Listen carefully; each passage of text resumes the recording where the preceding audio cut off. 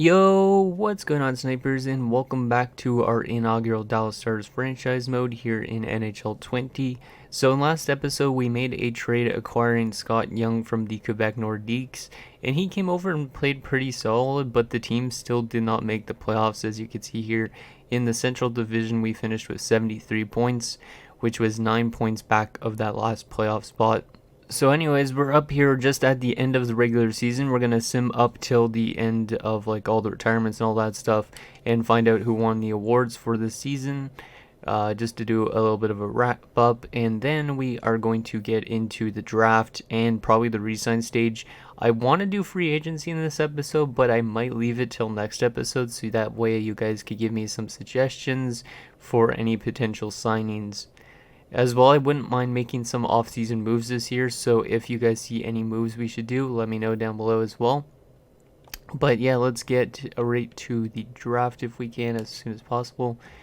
See all those retirements and see who won some awards. Hopefully, well, I think Mary Lemieux is going to win like the Art Ross this year, which is going to be kind of cool because a lot of these players actually won awards, and I think the simulation did pretty decently this year in terms of who won certain awards, because it looks like Pavel Bure is going to win the Maurice Richard, which obviously he won, I think, at least one in his lifetime. So, well, actually, maybe he didn't, because I don't know if the Maurice Richard trophy didn't come into existence until like the later 90s, if I'm not mistaken, so maybe not. Okay, so we are nearly up there at the end of May. And the Stanley Cup champions in year number 2 are going to be Detroit as well. So I think, yeah, Detroit won last year as well, I'm pretty sure, right, guys? I don't remember exactly, but I'm pretty sure. I'll have to check, but I'm almost 100% sure. San Jose has fired their head coach. It's not a surprise, really, because San Jose is not really a good team. And Quebec also fires their head coach, which is a French guy. Interesting. So some teams making some off-season moves, but Detroit winning back-to-back Stanley Cups, that's pretty realistic to an extent, but obviously it was a later time period because this is technically the 94-95 season now. So technically they didn't win until 96-97 and 97-98, so it's still a bit too early, but at least they're winning. So the Belleville Sens, though, win the AHL. Interesting, considering they have no good prospects. Like, I lowered everybody's potentials, so in real life, the Belleville Sens look really good. So let's take a look at all those individual awards, see if anybody's won back-to-back awards other than Detroit winning back-to-back Stanley Cups, because I'm pretty sure they have. So yeah, Detroit back-to-back Stanley Cups for them. Montreal won the President's Trophy this year because of Patrick Waugh, and it was a Detroit and Montreal Stanley Cup Finals. Wow, that would be a really interesting matchup back in those days, because obviously Montreal winning in 1993 and then Detroit winning a couple times in the 90s as well. So yeah, that would be kind of an interesting one, because you'd have like a former like kind of dynasty, I guess you could say, against a future dynasty. So I like that Stanley Cup Finals matchup a lot, actually. Individual awards, Mary Lemieux is going to take home the Art Ross for the season, and he's also going to take home the Hart. Gary Galley takes home back-to-back Norrises, so he didn't finish the league in points, but he was better in plus-minus than Brian Leetch was, so Gary Galley is going to win the Norris for the second straight season.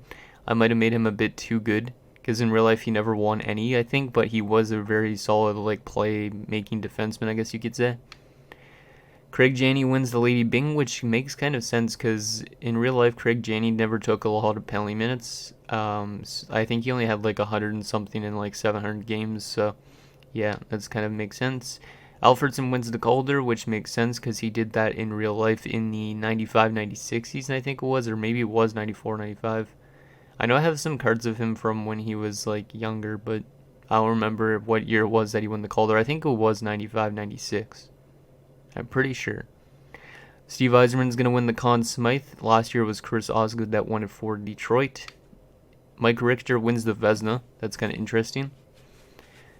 They didn't win the Stanley Cup at all yet, but Mike Richter wins the Vezina. Patrick Wall wins the Jennings. Jared Tenorti wins the Bill Masterton, so I guess Germany had the call of Jared Tenorti, so him and his father both playing in the NHL at the same point in time. Kind of interesting. Durocher, who's Boston's coach, wins the Jack Adams, and Gretzky wins the Selke, and Lemieux with the Lindsay, and Bure with the Richard. So I think it was a pretty realistic award list. How about in the AHL? Anybody down there that got sent down? Jeff Shantz is playing in the minors for some reason. Chicago's not giving him much of a chance. Darren Rumble won an award down there. Interesting. That's the father of Chris Rumble, who Toogie talks about a lot. And Darren Medeli also winning an award. So a lot of players that were actually playing in 1994 got sent down to the AHL, looks like. Hopefully those guys get another shot at the NHL level, because that would be more interesting. Let's take a look at the playoff tree out of curiosity, see how each team got there. So Detroit went through St. Louis, Chicago, and LA, and then Montreal to win the Stanley Cup. While Montreal went through New Jersey in 7 games in the first round, Pittsburgh in 6, and then Buffalo in 5 in the conference finals. Interesting. Winnipeg went a lot farther than I thought they would. They got to the second round. At this point in time, they were just finishing up their second last season in Winnipeg, so I think they would have had one more left, which was 95-96, and then afterwards we could pretend that they are the Phoenix Coyotes, because that's when they came into existence, was 96-97, I think. Okay, so that was the awards for the season. Now the retirements. Are we going to have any of these created guys retire? In year number 1, we only had one guy retire, which was Basil McRae. And wow, okay, we just got insanely lucky with the draft lottery results, guys. So Czech Republic's got number 1, but we moved all the way from number 10 to number 2. So we're getting another elite prospect into this organization. So, wow, okay, I didn't expect us to jump up by 8 spots. Okay, nicely done, guys. Good to get a prospect into this organization at that high of a place. I'm not going to view the draft class just yet, and we're not going to do any draft interviews just because I know it crashes sometimes when you do that. So let's view the retired players for the season. Anybody that I made. Let's sort by team. So Sergei Makarov retires, which makes sense because he was a really old guy when he came into the NHL. Like, I think he was already like 30 years old in 1990-91. So yeah, he retires with 134 points in 164 games with the San Jose Sharks. Pretty good last season for him as well. Let's go to playoff stats. He never got to play in the playoffs though, because the Sharks missed both years. So that's interesting. Anybody else? Brian Propp retires, which also makes sense because he actually retired in 93-94, so it was the year before this. He retires with the Rangers, 156 games played with 82 points.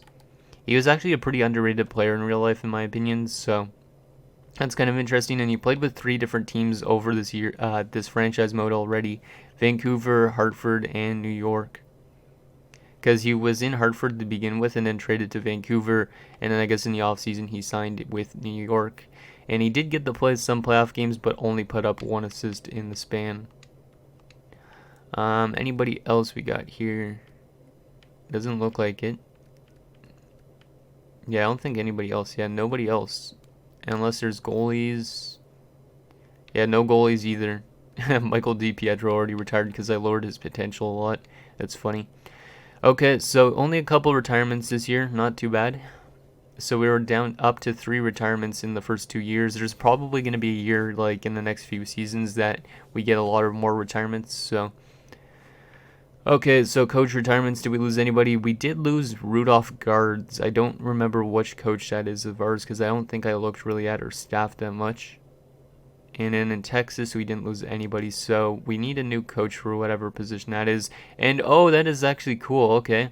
So we got our first player that we created to become a scout. So Brian Propp is now a scout, which is, I guess, not terribly unrealistic because I don't think Brian Propp ever got into coaching or anything like that. But like I said, he was a really good player. So to see him go into like the hockey ops kind of situation, it makes sense.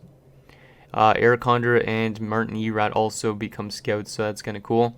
Martin Erat looking for that next Phil Forsberg type of player. Had to say that. Let's continue simulating. Okay, so we're up here at the draft.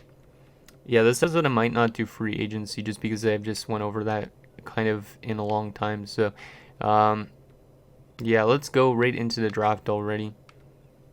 I don't know really what we're going to look for, but we have the 2nd overall pick this year. So Let's see what Czech Republic takes with the number 1 pick. We aren't going to be taking any of the creative players I made this year, which are goaltenders, just because I think it's kind of cheap if I keep on stacking up on goalies. I want to see the computers get some of them. So at number 1, Helmer goes to Czech Republic, 80 overall defensive defenseman. And we at number 2, what are we going to take? I know Trevor Wong's a really good player in this, but maybe I will take Trevor Wong, even though he is real. Because I know Cole Sillinger's not the greatest. Valen, I have no idea what this guy's like. BBB, how good is Wong? He's better than Wong, I think, actually, Pakishlati, but I think Wong is definitely still the better option, just because that way if we, for some reason, lose Mike Modano down the road, we could bring in Trevor Wong instead. And, like, Trevor Wong went off, it looks like, this year in, like, the WHL, like, 61 goals in 72 games. Yeah, you know what, we'll bring in Trevor Wong, even though he's real. I don't really like drafting real players that often because they aren't as good, but whatever. 76 medium elite, so he could probably... Yeah, he could play in the NHL probably this year already, but I think I'm going to let him play one more year in Kelowna just to let him grow more. So let's see who goes at number 3. Germany takes Sillinger. Number 4, Tampa Bay is going to select Wallin, who was an offensive defenseman. Damn, that would have been actually a decent pick. Yeah, this guy could be a future Norris winner, so I should have probably took him since we don't really have the greatest defense, I think. But oh well, Edmonton's going to take Pakishlati, so I don't know if we should have taken Wong or what, but oh well. Let's into our next pick, which is in the 2nd round. We don't have our 2nd round pick for next year, I think. So in the 2nd round, Chuck Perreault, we know nothing about you. Bengtingson, you're 3 years out, so you're probably a top 6 forward.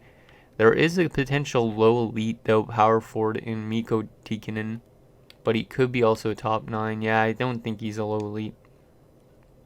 If he is a low elite, though, that would suck because power forwards usually play really well. Let's see, what are we going to take? I think we're going to go here with... do I want to go with Perreault or... I don't really want more centers, though, is the problem. 4 years out. Wait, one of them was a gem, did I just see right? Yeah, Martinson's a gem, so he could be a low elite, and he looks actually pretty solid. You know what, we're going to take Ludwig Martinson. Even though he's a center as well, might as well take him since he's a gem, and he's a low top 6 forward, 64 overall 2-way. Not bad. Hopefully he becomes something. I might auto-sim the rest of the draft soon. Hopefully the computer doesn't snag us anybody, though, that I don't want. Okay, so with our 3rd round pick, that guy's real. How about this guy? This guy's not necessarily real. We're going to take him as well. Kai Koivunen, just because, why not? Low top 9, not bad. Because low top 9s could make it to the roster in this build, just because of how weird it is. And then there was another low elite defenseman, actually, I was looking at before, but he might have gone already. Yeah, I think he did go. Damn, that sucks. There was a low elite defenseman I wanted, but I think he went. Okay, yeah, I'm going to auto-sim the rest of the draft just so you guys can see the resign stage. And then, like I said, I think free agency actually might be next episode to start off with, and then we'll just like sim the seasons. So here's all our picks. So after Koivunen, the computer gets us Levine, Machovsky, Vasilyanov, Rutar, and Perron. Let's take a look at the buy-round draft just so we can see where those goalies I made went. Okay, so where did those goalies go? Most of them shouldn't be first-rounders. Well, there's a couple actually that should be. So Mika Kiprusoff heads to the Boston Bruins, which is kind of gross. Jez Jaguar heads to the Ottawa Senators, so that's good for Ottawa because they don't really have a good goaltending duo right now. So those are where those 2 goalies go. Martin Biron goes to Czech Republic, so they get a good goalie prospect as well. Who else do we got? Brent Johnson goes to Sweden. Vesa Toskala goes to Florida. Chris Mason goes to St. Louis, which is kind of cool because he actually played for St. Louis for a bit, but he obviously started his career in Nashville. But he was drafted, I think, by like Florida, if I'm not mistaken. I think that's all the goalies they made for this year's draft. Yeah, I'm pretty sure that's all of them. So, interesting draft there. Hopefully, Trevor Wong helps us out a lot, because I know he does grow decently as long as he gets some good ice time. Coaches with expiring contracts, so we got to re-sign our head coach and our AHL, or was it our AHL coaches? Yeah, I think it was. I don't know, it's our associate coaches. It's all our NHL coaches that need to be re-signed. How good of a scheme fit is our current coach? Doesn't say. Okay, we're gonna re-sign him anyways. He doesn't want a whole lot of money, so we'll give him that. There you go. And then we'll get our associate coach, give him a bit more money, and our assistant coach. He wants to be a head coach though, but we'll change that to assistant coach just to see if we could get him. There you go. Okay, and our scouts with expiring contracts, we got to get a lot of these scouts back. It's kind of annoying when there's a lot of these type of players or guys to get back. Okay, so who has their contract up for renewal? Oh, Backos. We don't really need Backos back because I don't need NHL scouts. Terry, I want you back for the WHL. Aho, I want you back for the OHL. Dundas, I want you back for USA West. It's weird, these scouts don't want a whole lot of money. I thought they wanted more before, but I don't know if it's just because I've been playing a later year GM mode. Wait, yeah, that was USA Central. Okay, good. I don't need any NHL scouts back. There you go. Okay, so we should get all those staff members back. Let's get into the contracts that we have to renew. We're also going to take a look if there was any trades though at the draft, because I don't know if there was or not. So unsigned wise, we are going to sign Trevor Wong, but I think I'm going to let him play in the WHL for one more year. Not 100% sure with that, because I don't want our fourth line to be too weak. As for Vokun's going to get signed this year for the AHL. RFA wise, Craig is going to get re-signed for 1 year. I don't want to send him too long term. Richard Matvichuk as well is going to get re-signed. I could give him 3 years. Why not? Lowen. Yeah, we might as well just get any RFA back so that way they can play in the AHL. Nyberg. Stenquist. There you go. Goalie-wise, nothing in RFA goalies. UFA-wise, Mike Medano. Oh, yeah, we have to give Mike Medano a big contract. 7 years, yeah, I could give you 7 years, and I'm going to put it up to 9 just in case. Wow, there is actually some big players. So Scott Young, I want him to come back. Yeah, I'm fine with giving you a 3-year deal because you're only 28. And 4.5. Trent Klatt, I want you to come back still for another year, at least. I know in real life he didn't play long with the Dallas Stars. I think he also played with, like, Vancouver. There you go, 1 year at 4.5. Courtnall, I wouldn't mind you coming back for a bit, because holy crap, though, you're already 30 years old. I don't want you to play here that long. I'll give you 3 years at 7.9, see if that works. There's actually a lot of UFAs this year, it looks like. Stransky, we'll see if you can come back for the AHL. Same with you, Tanner Hero. Dowling. Joel Hanley actually had a really good year down there in the AHL, so we're going to get him re-signed. Paul Broughton. Do I want to bring Paul Broughton back? I don't know. Actually, I think I'm going to release him for now. Neil's probably going to be mad about that, but whatever. And we'll re-sign Neil Broughton, though, because Neil Broughton needs to retire here. Okay, let's advance today, see if we get all those guys, and then we'll get into the next few guys. We have all our scouts to also pop up. Looks like some of our coaches didn't accept, which is kind of annoying. Hopefully our head coach did. I didn't read what he said. Skim through this quickly. Okay, so pretty much everybody actually did re-sign on that one, so that's good. So we did get Mike Medano back for that 7 years. So he could end up being a career-long Dallas Star like he should have been in real life, except for he played in Detroit as well. So Trent Collette, like I said, I want to give you maybe a 1 year, or I could give you a 2-year deal, but I don't know how long I'm going to keep you. Give you $5 million for 2 years. Dina Vason's not a bad player, so I'm going to see if I could get him back for 1 year. Pelle Eklund I might let go of because he's pretty old, and same with McPhee. Yeah, I'm going to let go of Mike McPhee, even though he is an 84. He's probably going to drop off. $2 million, yeah, I think he's going to drop off a lot. Same with Pelle Eklund, so we're going to let them both go. But if you guys see anything when I show you guys the free agents, let me know, because maybe we will pick up some good free agents this year. Because we didn't really do anything at all last year. Okay. So let's advance a day, see if we get those guys. I meant to advance a day in the calendar thing, because I could do that. I almost forgot about that.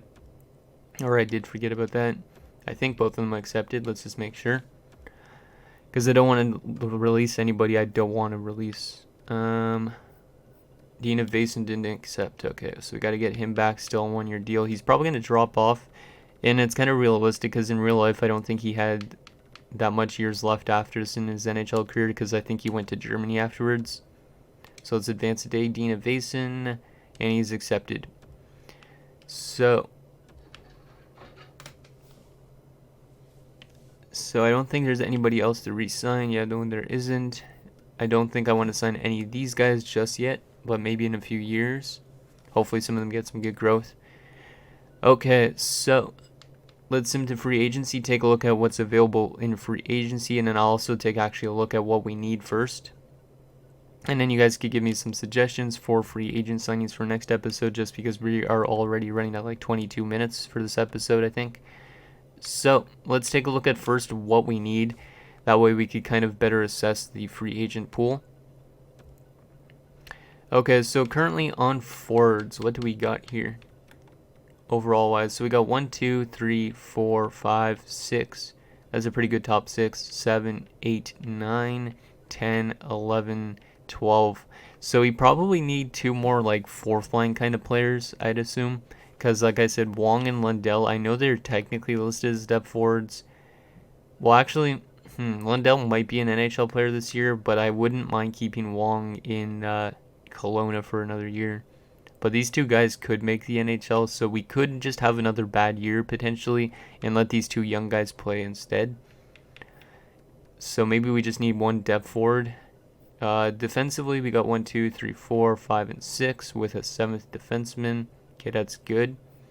Goaltending wise, we got our 2 goalies still.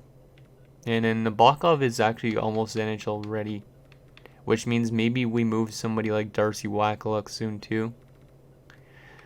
Okay, so yeah, I think all we need really is maybe some fourth line forwards if we don't want to play our younger guys, or we get a depth guy if we want to play those young guys this year. So let's take a look at what is available, just in case there's anything enticing out there. And Matt Sundin's an RFA, interesting. I wonder if Toronto's going to qualify him, because it's Quebec that has him currently. And he's been a really good player, so he wants a lot of money. Solani's a UFA. That's actually pretty realistic because he didn't spend long with the Jets. So, Howard, Chuck, Kevin Stevens, Bondra, Linden, Lomakin. There's some pretty decent names out there. Bearzin's an RFA. It's interesting. So Russia's not signed him yet. There's another RFA, Jeff Sanderson. I don't think there was even RFA stuff like this back in the days, so it's just kind of neat to see some of these guys as RFAs. Okay, let's take a look actually at some fourth line forwards in specific. That way we kind of know what we want to go after. I don't want to go by overall, by role. So let's go down to fourth liners, see if there's anybody that would be better than playing the young guys at the moment. So there is Philip Bozon, Dixon Ward. So there is actually some decent ones. Joel Otto, Darren McCarty's currently an RFA. Doesn't want a whole lot of money either, but he's probably going to get matched if we did offer him a contract. But there is some good fourth line forwards out there if you guys see anything to go after. like Ty Domi even for that matter. That'd be interesting. Um, as for what else do we want to look at? I don't think there's anything else we really need to sign, but let's take a look at the free agent goalies this year because we didn't do that yet. So Curtis Joseph is a free agent, which is realistic because I think this is close to around the time he started to go towards being with Edmonton. Van Beesbrook's a free agent, Barrasso, Pupa, Rhodes, Burke. There's some decent players out there. And Olaf Kolzig's a UFA, so Washington didn't get to hold on to him as long as they did in real life. Okay, one last thing. Let's take a look at the progress reports, if there's even any changes to the progress reports. I don't think there will be. And actually, if there's any trades so far. So yeah, we're still getting drop off from our older guys, like Ledyard's dropping off a lot. So we might want to find a replacement for Ledyard. Like, he's definitely a guy I wouldn't mind trading away, but I think he's on 1 year left after this year. But I can't tell from the screen, which is kind of annoying. So yeah, we are getting a drop off from a lot of our older veterans. So we are going to maybe have to start playing our younger guys, like Trevor Wong. So one last thing, let's take a look if there was any trades at the draft. And then that'll be it for this episode. In the next episode, we will do free agency and all that, just to kind of see if there's any cool signings. So there was no trades recently, actually. But reading some of this news stuff, it says that Kevin Stevens is interested with the Blues. The Rangers are interested in Timo Solani. Actually, I should take a look at those free agents again quickly. I know this episode's at 27 minutes, but I just want to take a quick look at those free agents again for a sec, because I'm curious on what teams are actually interested in those players, because if there is players that have teams they actually played for interested in them, that would be kind of cool. Like, who's interested in Mats Sundin? Only Quebec.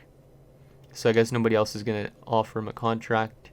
Timo Solani, Washington, the Rangers, Finland, and Toronto. If Timo Solani goes to Finland, that'd be really cool. Like, you get to play with like Daniel Alfredsson and stuff like that, because that's where Alfredsson got drafted. People interested in Howardchuk, only Montreal. Kevin Stevens, who has interested. Vancouver, St. Louis, and Calgary. Peter Bondra hitting the free agent market. Nobody's interested currently. Trevor Linden, Czech Republic, and Chicago. Anybody else that's a big name? Let's actually take a look at the goalies quickly for that. Van Beesbrook, who's interested, nobody at the moment, which is weird. Curtis Joseph, nobody as well. It's weird that there's not a lot of interest in the goalies, because there's a lot of teams with really weak goaltending combinations. So you think these guys would be top-notch free agents, but not a lot of teams are interested. Okay, anyways, guys, that is going to do it for this episode of our Dallas Stars franchise mode. So in next episode, we will have free agency, make some signings that you guys suggest, and then we will get into the season simulation, probably up to the trade deadline or around again, and then you guys could suggest trades and all that stuff again as well. So let me know what you guys think down below, and I'll see you guys next time.